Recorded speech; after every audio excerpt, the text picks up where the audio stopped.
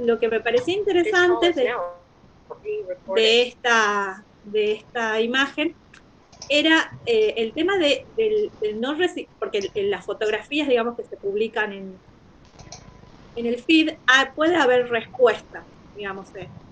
En Sí. este caso, salvo que la usuaria las publicara, como suelen hacer por ahí los Instagramers y demás, en los adolescentes esa práctica como que, salvo que había la verdad es que ahora ya no los estoy siguiendo, pero en ese momento eh, había una práctica que era, te dijeron algo de mí o qué opinas de mí, y entonces ahí la usuaria compartía los comentarios o las preguntas y respondía a eso.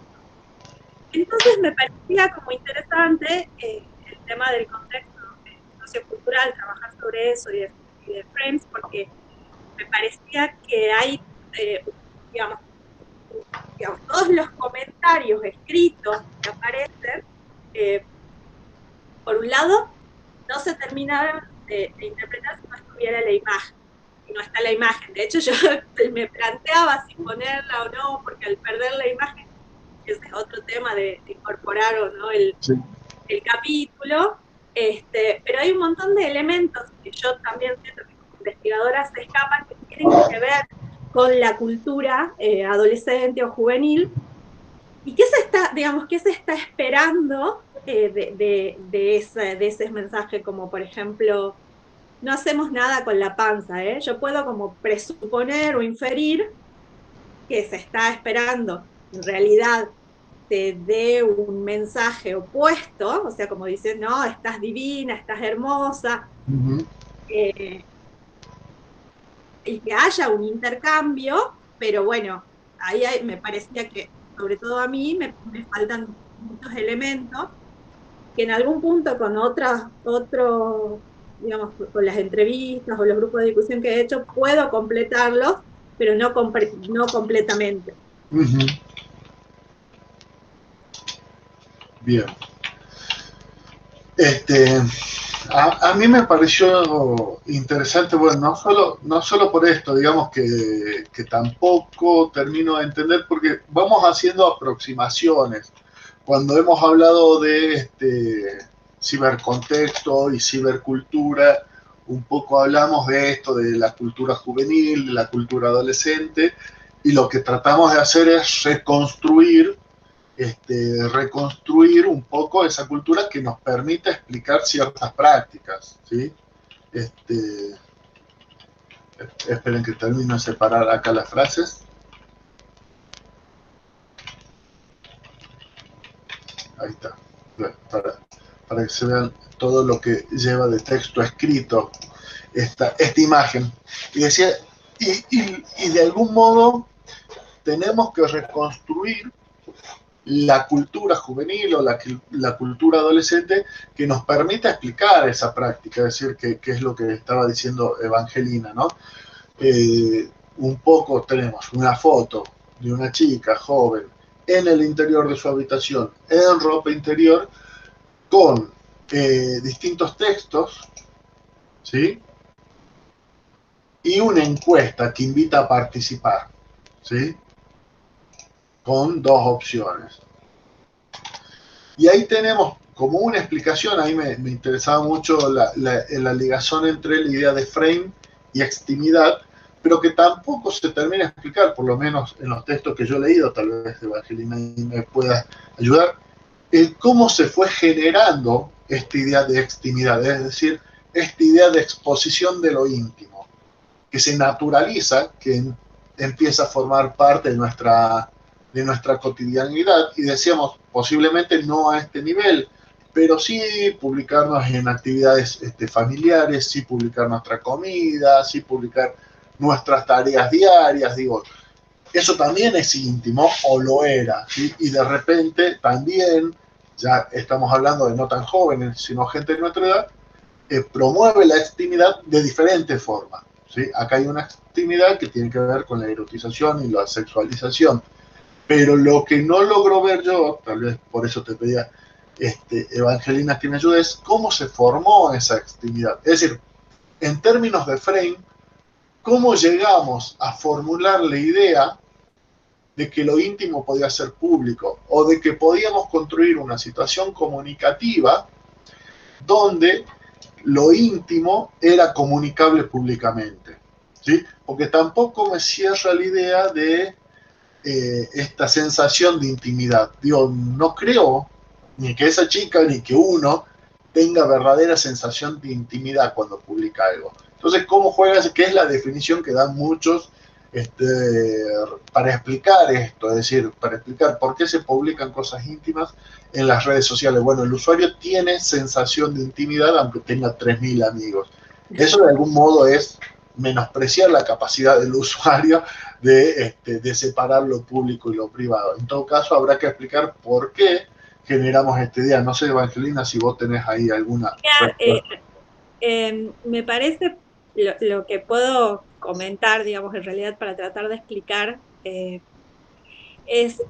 he solicitado autorización a los chicos para trabajar con el material.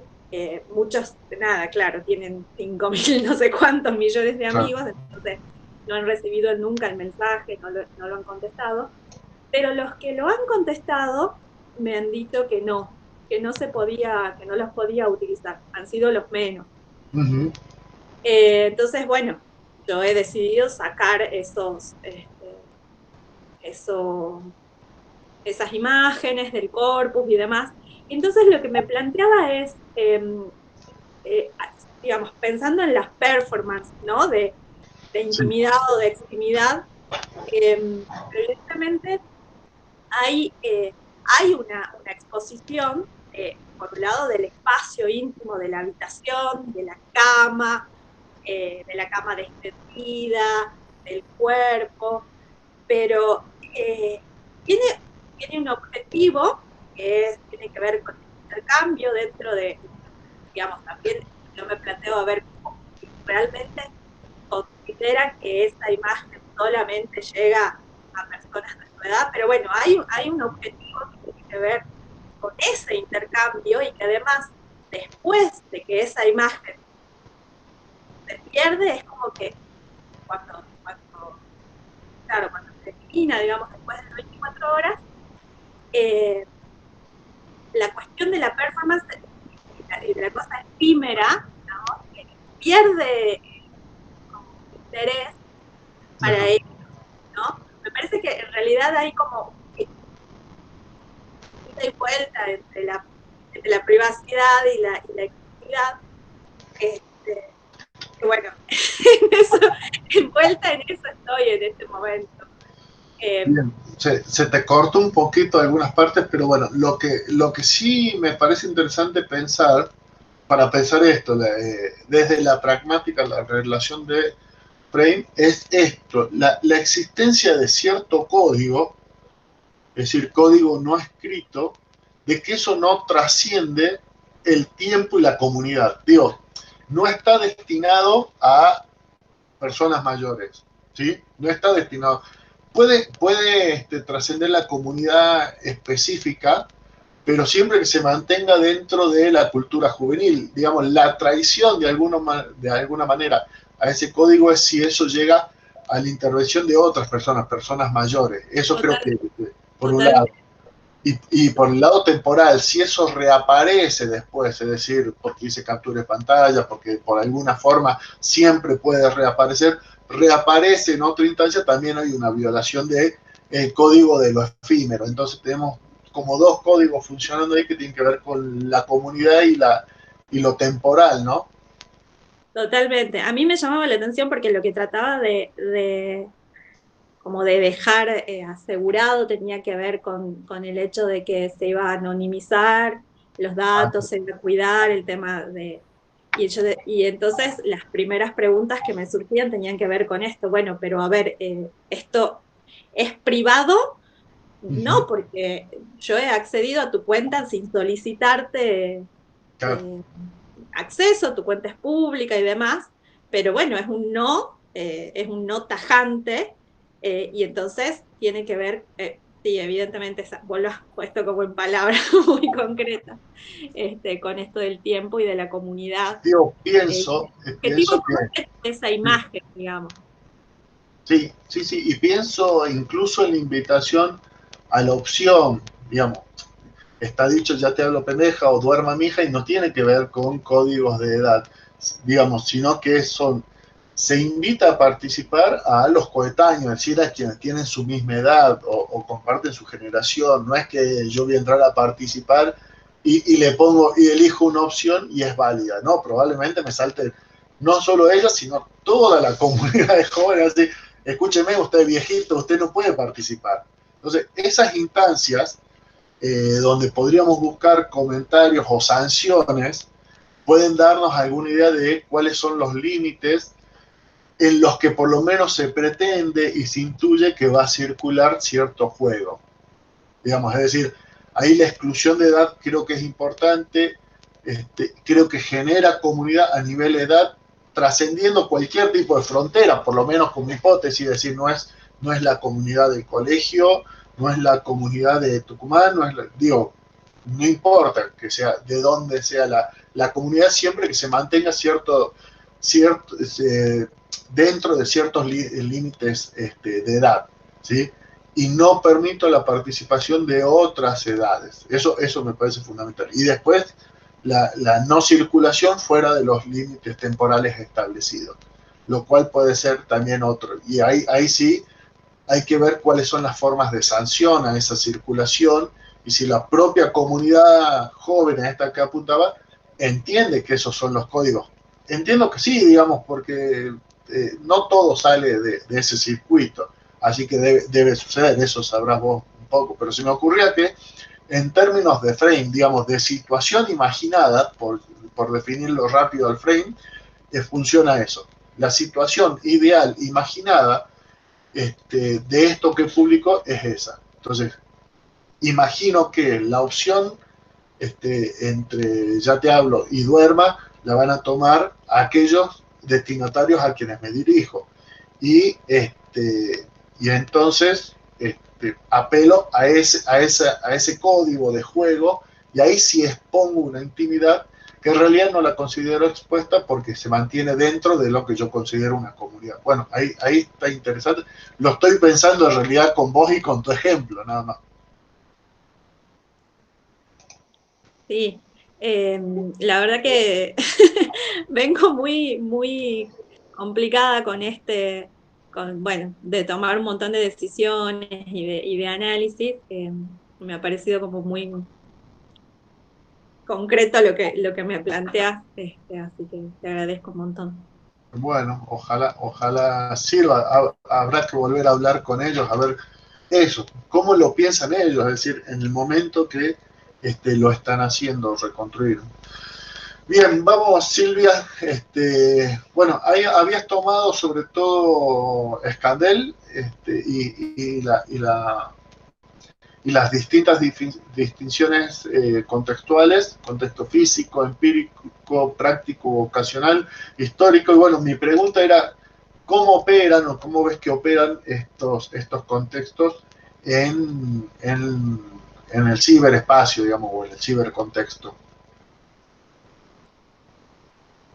Sí, me interesó mucho esta cuestión e inclusive con este intercambio de hoy es como que Sí. me va dando más pistas y más ideas para trabajarlo. Específicamente me sucedió que empecé a investigar sobre un bar en Buenos Aires donde se produjo una muerte hace muchos años antes de que yo me venga a vivir a Jujuy Uh-huh. y eso me llevó a investigar en los comentarios debajo de las noticias en los diarios digitales. Bien. Y lo que observé ahí, o sea, no tuve tiempo de poner el corpus, porque era muy amplio y por otro lado, no se iba a entender una historia tan larga como la que tengo que contar. Sí, Eh, entonces, prefiero hacerlo como trabajo final, digamos. está bien. Sí, Esa sí. era una opción. Y a mí, en los comentarios, yo quería investigar sobre este bar porque ocurrió una historia antes de que yo me venga a Jujuy a Sí. vivir Y entonces yo quería contar esa historia de modo literario, pero necesitaba primero investigar las primeras herramientas que utilicé para investigar sobre esos lugares fueron el Google Maps, que eran los lugares donde yo había vivido cuando era chica, pero que por no poder trasladarme físicamente, me trasladaba por el Google Maps o investigando a través de estos medios digitales. Entonces, cuando yo voy a ver los comentarios sobre un bar donde se produjo una muerte de un artista que era mi vecino, Sí. Yo, gracias a esta falta de cortesía, accedo a todo un mundo en el que te describen el lugar y algunos lo pintan como el lugar para ir a pasarla bien, mientras que otros te dicen es horrible e inclusive utilizan estos intercambios lingüísticos para degradar a gente que no pertenece a su círculo o a su clase social. Entonces, se entrecruzan todos estos conocimientos que uno puede tener sobre el contexto, sobre lo cultural, sobre el contexto físico inmediato, y cómo eso, de alguna manera, se traslada o no a la dimensión digital. Bueno, más o menos a grandes rasgos, era mi intención de seguir investigando sobre estas variables contextuales en relación a los comentarios en los diarios digitales. Después dije, no, mejor me traslado a Jujuy a ver qué pasa en Jujuy, y bueno, Jujuy no encuentro muchos comentarios en los diarios digitales. Así que bueno, más o menos por ahí va mi interés para investigar. Para eso, bueno, la hipótesis sobre los comentarios digitales, por lo menos en medios locales, en principio creo que sería eso, es decir, la posibilidad de ser efectivamente reconocido y encontrarse, de algún modo habilita la cortesía o por lo menos el silencio, sino la cortesía. Entonces es más difícil ser violento con gente que me voy a encontrar cara a cara. Bueno, Just lo dice, la descortesía en la virtualidad un poco también se debe explicar por eso, es decir, la disociación entre contexto situacional material objetivo y contexto situacional virtual, donde yo me encuentro con cualquiera, y de hecho si ese cualquiera tiene otro nombre y yo después me entero que sos vos, digo, uy, disculpame, no sabías que eras vos, es decir, aquel con quien me crucé y tenía otro nombre, un avatar o cualquier cosa, digamos, yo lo reconozco como un desconocido y lo trato como tal, ¿sí? Entonces es muy difícil en los comentarios de Jujuy con nombre y apellido hacerse partícipe, porque además las situaciones también son muy concretas. Entonces, opinar sobre el asesinato de una chica en La Plata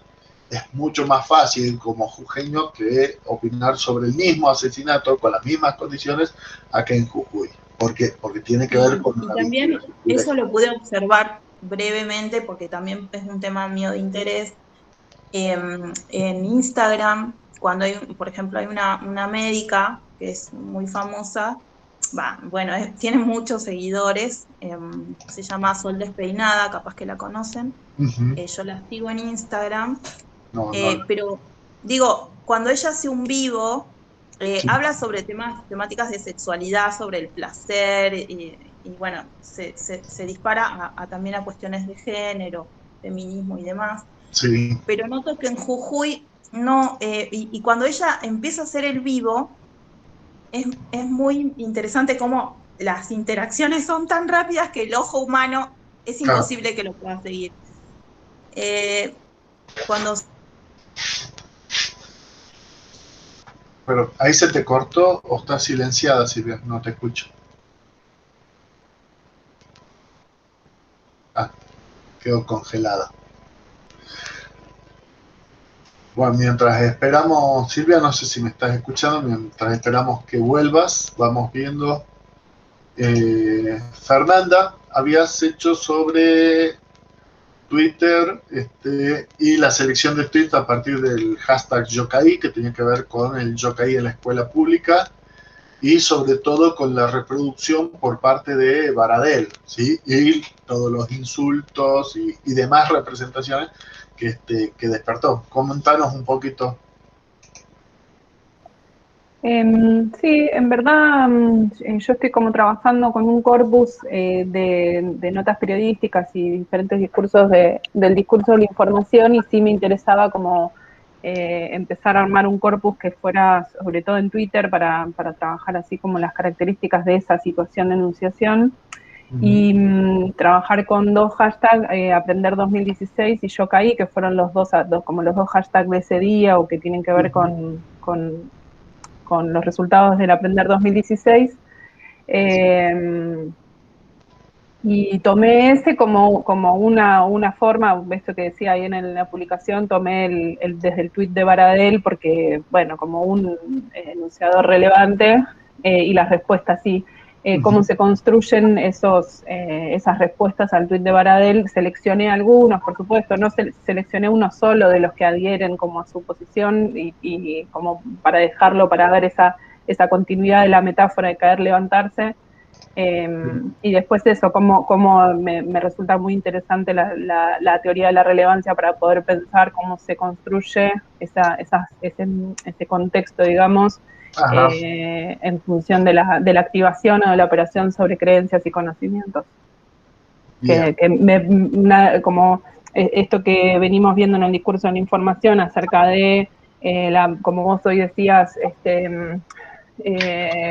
promover las pasiones, digamos, como entre persuasión y difusión de un conocimiento, de un saber o de un hacer saber al otro, a partir de la emocionalidad como una primera instancia de construcción del saber o del tipo de saber que se pone ahí en juego. Los marcos se construyen más rápidamente en la creencia que en el conocimiento, ¿no? Entonces las metáforas siempre van a estar construidas por esa creencia compartida. Bien, ahí justamente En algunos casos igual reconozco que no son metáforas, pero que sí se terminan articulando en un sentido simbólico, metafórico, figurado, ¿no? Como que funcionaría. Sí, bueno, es que efectivamente las metáforas conceptuales le sirven a Lakoff para terminar hablando de marcos mentales más allá de las metáforas, digamos. Claro. Y él mismo va a tomar el tema de... Estamos hablando de otro Lakoff, ¿no? No de Robert Lakoff. Y él mismo va a tomar la asociación entre relevancia y sesgos cognitivos. Claro. Porque justamente lo que vos decías, de algún modo hay cosas más fáciles de conocer. Una de esas, la que más conocemos y que explica la fake news, es el sesgo de confirmación. Es decir, nuestro cerebro toma atajos y considera más relevante determinadas informaciones, sobre todo aquellas que confirman lo que yo ya creo. Claro. ¿Sí? Entonces, el sesgo de confirmación es uno de los atajos que toma el cerebro para elegir la relevancia de la información. Claro. Y entonces, otro atajo es el de, no me acuerdo cómo se llama ahora, el de sentimiento, es decir, aquello que me involucra pasionalmente, también lo considero más relevante. Entonces, los sesgos cognitivos, es decir, los atajos cerebrales, tienen directa relación con el tema de la relevancia. Claro. Y después lo otro que veía yo sí en tu tweet, bueno, yo trabajo mucho en representaciones sociales, por eso te ponía las creencias en términos de representaciones. Sí, yo lo pensaba con representaciones sociales y los arquetipos identitarios, ¿no? Como el arquetipo del gremialista, el arquetipo del gremialista más docente, ya se configura con una serie de rasgos. Así es.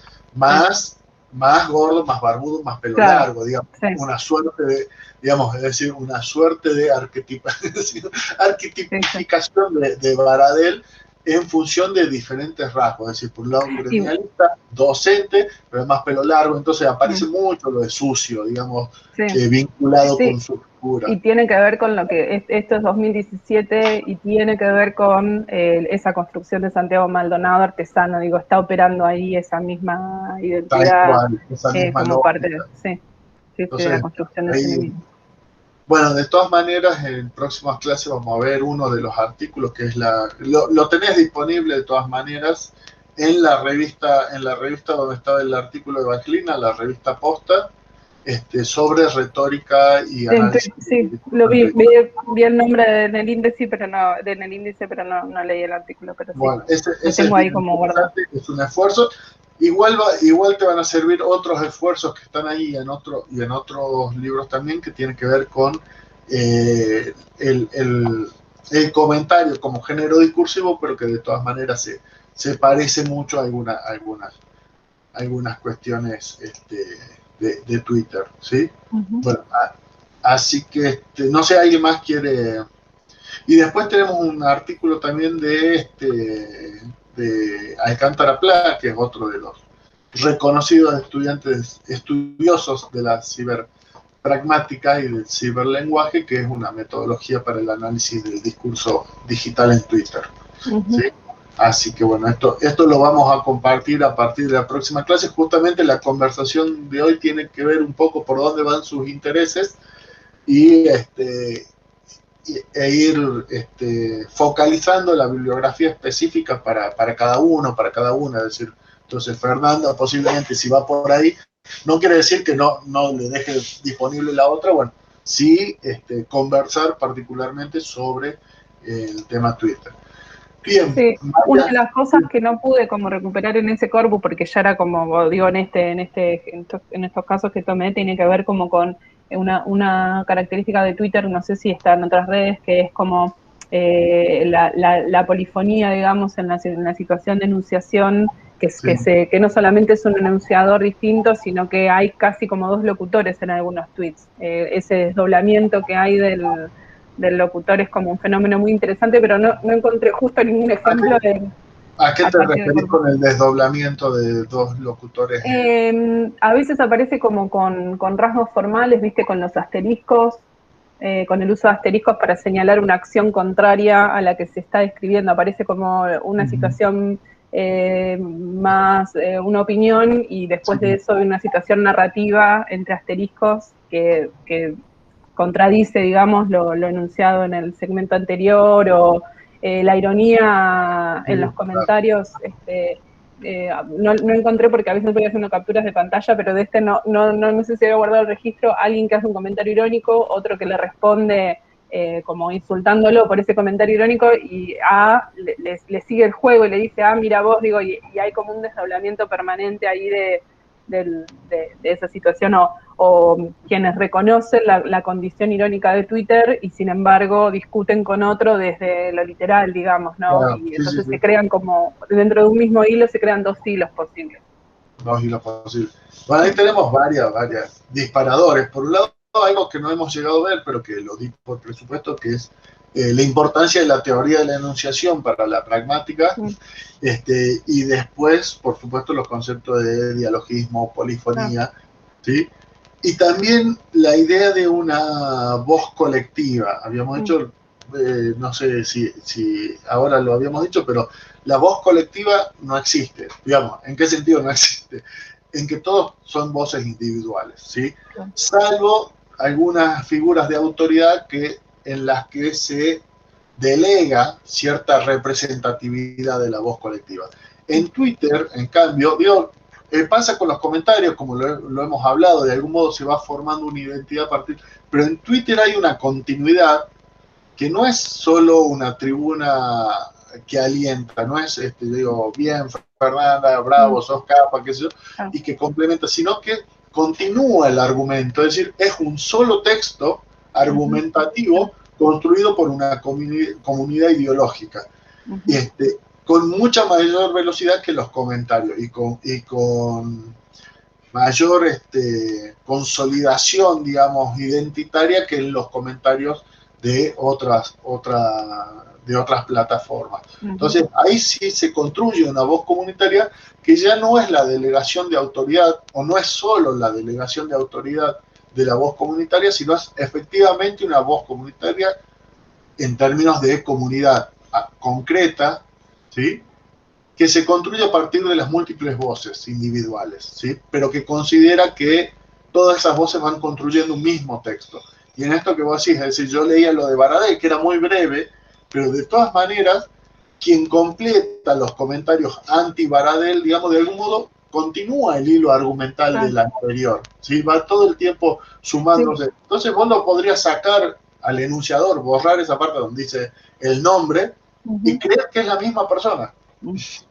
Sí, la idea de la metáfora de caer es como opera como significación de todos los tweets y por eso se van exactamente así es. Tal cual. Bueno, entonces ahí creo que también hay un análisis importante de cómo se habla desde la identidad concreta y cómo se construye la identidad concreta a la vez, en esto de que el lenguaje es acción. Es decir, yo a la vez que le estoy contestando a Baradel, estoy construyendo identidad, estoy proyectando imagen y me estoy conformando una identificación con un grupo con el que probablemente concrete después o no, digamos, una identidad más concreta en relaciones de término a término.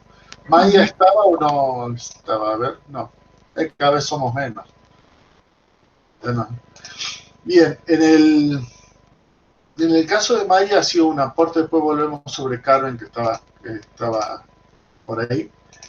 Ha sido un aporte muy concreto del análisis del meme del gato, el gato irónico de la chica que le reclama y el gato que le contesta, cómo está construido sobre la violación de la máxima de cantidad, porque siempre hay algo no dicho, ¿sí? Que es, me dijiste que no tenías hijos, contigo, ¿sí? Es decir, siempre hay una información no dicha que se completa. Me dijiste que era administrador de redes, no me acuerdo, dice, sí, pero administrador del grupo, sí, pero de WhatsApp. Siempre el gato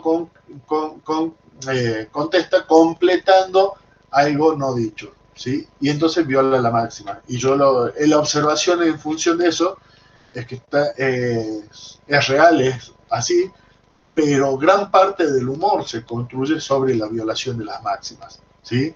De algún tipo de máxima, porque se dan por presupuestas, es justamente que se pueden romper y se pueden romper en función del humor, porque la gente los reconoce.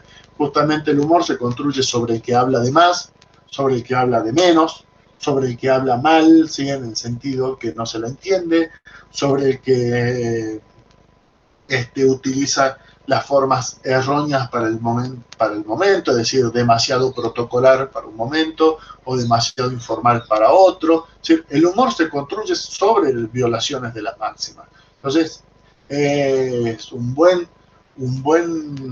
objeto de estudio es ver cómo el meme continúa con esta tradición de construcción del humor en función de la ruptura de máximas, puntualmente en este caso del gato.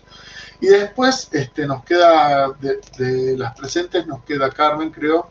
Nacira ya está, Maxi ya está, Silvia, Soledad. Bueno, nos queda Maxi. Carmen. Carmen, contanos cuál era tu aporte. Era sobre la relevancia, pero no sé si no anoté acá sí. el caso, ¿sí? No, yo no puse un caso en particular. Porque me llamaba la atención en distintos soportes, ¿no? Tanto en grupos de WhatsApp, que desde el año pasado debo estar como en 500 grupos de WhatsApp ya, y al mismo tiempo en Facebook, porque a veces alguien hace un posteo y yo hacía referencia al tema de la relevancia porque muchas veces la respuesta o el comentario modifica completamente la referencia, ¿no? El referente lo modifican y me llamaba la atención este pasaje de la explicatura a la implicatura, porque verdaderamente yo también siempre en mi mente tengo, bueno, yo digo algo y no me puedo hacer cargo de lo que el otro interpreta, ¿no? De lo que yo digo. Bien. Pero veo eso, ¿no? Que ¿Te acordás no llego a visualizar de lo que estás diciendo un ejemplo concreto. ¿Vos te acordás de algún ejemplo concreto en que un comentario o respuesta modifique el sentido de un post o del referente de un post? No llego a entenderlo, digamos, en términos concretos. Sí, a ver, no sé si, no me acuerdo específicamente de lo que se había dicho, pero por ejemplo, en el grupo en un grupo de WhatsApp, en donde somos todos docentes, alguien había publicado algo y inmediatamente salta una persona, en respuesta a eso, pero y yo misma me descoloqué, ¿no? Porque no entendía lo que estaba pasando, porque eh, había interpretado algo completamente distinto. No me acuerdo de qué Ujú. estábamos Bien. hablando, porque son tantos y encima borré un montón últimamente. Sí, sí, ya entiendo. Pero me da la sensación, viste, cuando vos en una evaluación, por ejemplo, haces una pregunta y yo quiero responder, pero no sé eso, pero sé otra cosa y te contesto eso, Ujú. porque por lo menos hice algo. A veces me da la sensación de eso cuando estoy en las redes, ¿no? No me acuerdo ahora un ejemplo en particular, pero atendía a eso, pienso que por eso era importante el tema de la relevancia para mí Sí, sí, sí, ahora entiendo. Y tiene que ver con algo que es central en la relevancia, que tiene que ver con los supuestos. Es decir, ahora ya sé a qué te referís y me pasa todo el tiempo. En grupos de WhatsApp, sobre todo, que de repente alguien postea algo que no le encontramos sentido, lo primero que hacemos es decir, no, debe tener que ver con otra respuesta a algo anterior, digamos, no con el tema de la conversación ahora, sino que debe ser algo de algo anterior, o se equivocó de grupo. se ¿Sí? equivocó de Digamos, grupo, sí. es la primera suposición que uno hace, dice, y lo pone y se lo dice, che, Carmen, te equivocaste de grupo. No, no, no, es para esto. Y ahí empieza la reconstrucción. A ver, Sí, explícanos qué tiene que ver esto que vos pusiste con lo que veníamos hablando. Y empieza la explicación de todos los supuestos y sobreentendidos en esa publicación que había que reconstruir para darle un sentido en el marco de esa conversación. Bueno, esos tipos de malos entendidos son bien ricos en ese tema de fijar ciertos supuestos y sobreentendidos que el hablante pone en un enunciado, y que por supuesto como tal, como lo dice la teoría de la relevancia, supone que van a ser reconstruidos por sus interlocutores y que no lo son. Es decir, o que y no son supuestos compartidos, o que en realidad no lograron contextualizar y sintonizar los contextos y los saberes en función de esa conversación específica. Y ahí hay, sí, ahí hay un punto de disonancia, para lo cual vos tenés que charlar siempre con quien hizo la publicación y sí. tratar de reconstruir eso. Sí, ibas a decirnos. También pasa, por ejemplo, me está viniendo a la mente, atendiendo también a esto de los títulos, cómo se construyen los títulos de los diarios o de Sí, los portales de los distintos medios. Y me acuerdo que había pasado algo sobre una noticia en relación a los docentes, pero era de otro país y el Tribuno de Jujuy tiende a no poner, si cuando exacto. publica comparte una noticia de otro país, de otra provincia, tiende a no especificarlo en el título. Y hay mucha gente que comenta, yo siempre voy a los comentarios, y hay mucha gente que comenta sin haber leído encima, ¿no? La noticia, Así ni es. siquiera la abrió a la noticia. Y entonces empiezan a hacer comentarios positivos, negativos, o que incluso que no tienen nada que ver con el tema. Sí, sí. Entonces, Bueno, me parece que ahí juega. la deslocalización también es una característica del clickbaiting, ¿no? Es decir, yo pongo todas las noticias, eh, pueden aparecer como locales. En realidad se deslocalizan, pero uno las lee. ¿Por qué? Porque uno lee el Tribuno de Jujuy, lee Jujuy Dice, lee qué pasa Jujuy. Digamos, los medios tienen una referencia local. Y sin embargo, dice el titular, dice, golpeó a su novia en la calle y fue escrachado. Y uno entra inmediatamente a ver la historia, porque además está llamado localmente a saber quién es, si lo conoce, si no lo conoce, si fue en la cercanía, ¿no? Y resulta que es en China, en cualquier otro lugar, ¿sí? Y uno ahí se sorprende, pero pero el ingreso se produce con la idea de que al estar deslocalizada la noticia es local, ¿sí? Es decir, es un juego propio del clickbaiting, jugar con la deslocalización, porque uno lo presupone local porque está en las noticias, si no, no estaría en la noticia ese tipo de información. Digo, sería noticia en términos de agenda que alguien famoso tuviera algún episodio de violencia de género, ejecutar algún episodio de violencia de género, eso sería noticiable en términos de agenda, porque es famoso, porque es reconocido. Ahora, cuando la noticia es sobre la gente común, anónima, presuponemos que es local, porque lo que le da noticiabilidad es que sea local, ¿sí? Entonces, como presuponemos eso, ingresamos, y por supuesto no es, a eso juegan, digamos.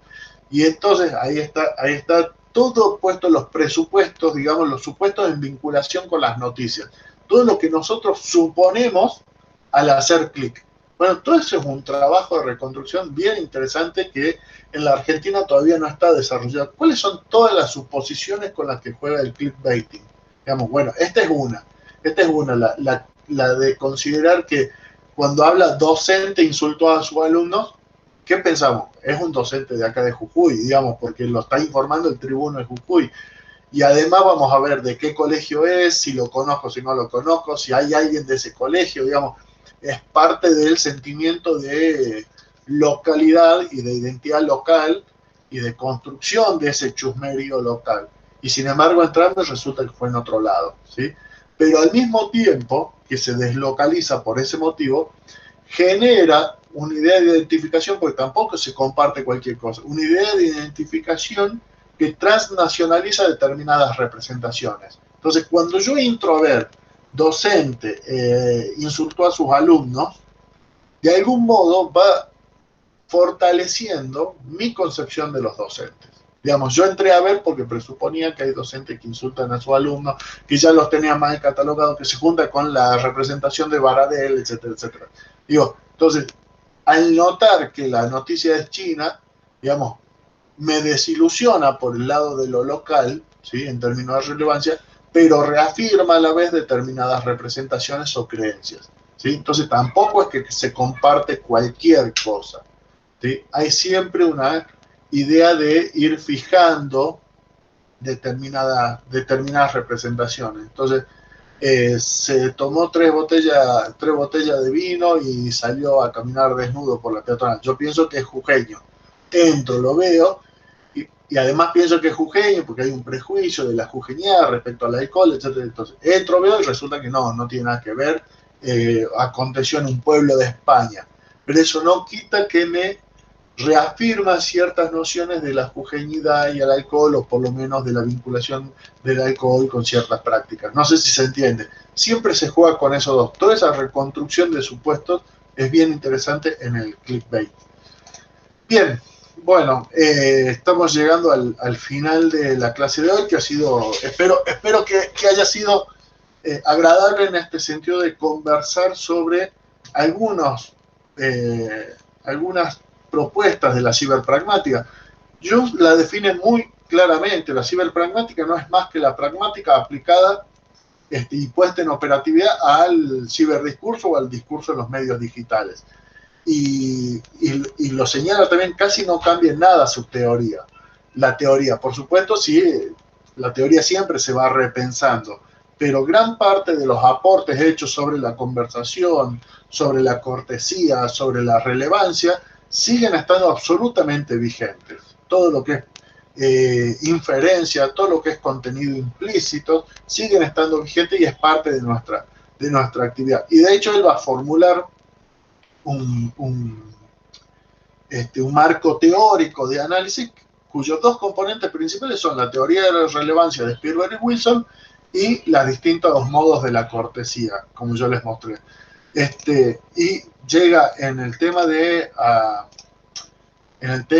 la relevancia, llega a formular un modelo, un esquema general de la comunicación cibernética, que incluye los contextos tal cual lo habíamos visto, el contexto situacional o entorno físico.